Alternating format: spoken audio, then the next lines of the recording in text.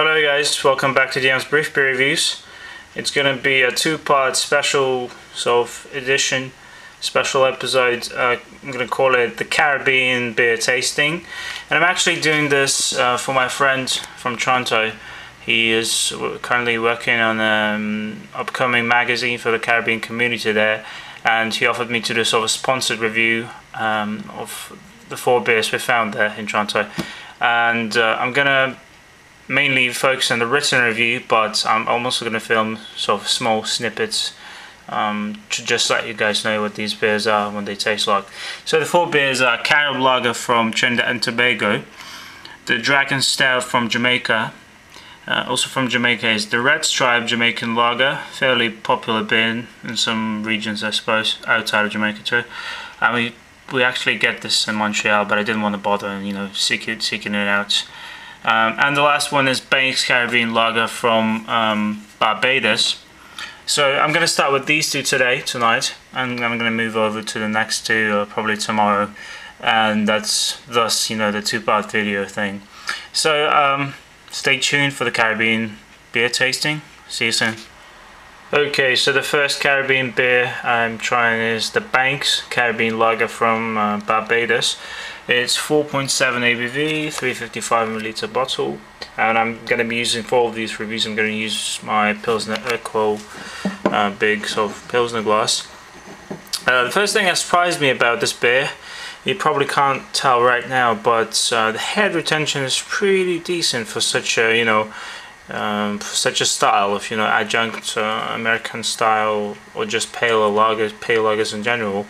Right now I still get a small foamy ring, but it's been a couple of minutes, so it's fairly decent, because most of these beers just gonna have a very fast dissipating head. So then the aroma is nothing special at all. A bit of corn, maybe slight citrus note there. The taste is actually not offensive, that's the first thing I noticed. Moreover, it's not too bland or watery. Having said that, it's nothing special either.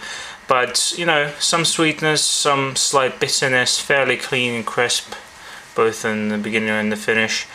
And a bit of that, some fruity notes, I guess, here and there, I guess.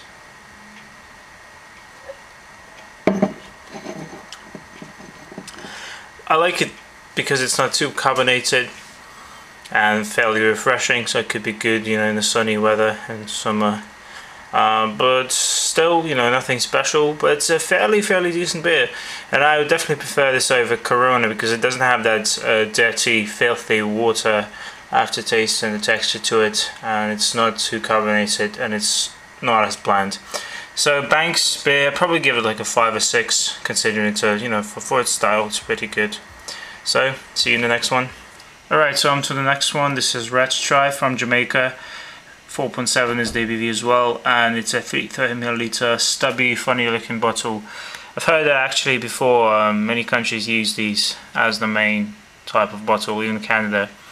But anyway, the beer itself, the appearance is nothing special, nothing impressive. As you can see, there's no head. It's a very typical golden color you get in most lagers.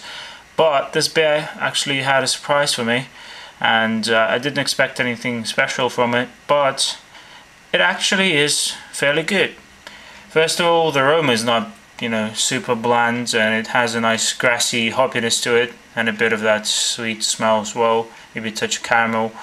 And the actual taste was pretty nice. It's very well balanced. You get some bitterness, some grassiness, some slight citrus notes, plenty of sweetness.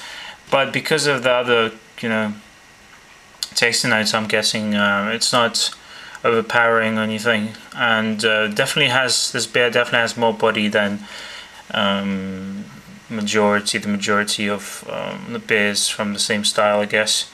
Your Coronas, even the Banks beer I reviewed just a few minutes before this one.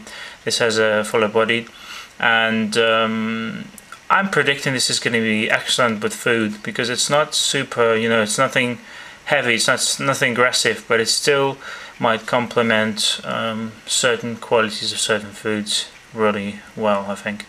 So Red Stripes is definitely 6 out of 10. it's above average for what it is, you know. And before I was really skeptical, but this one I might actually buy again. Who knows? Alright, stay tuned for the second part. Cheers.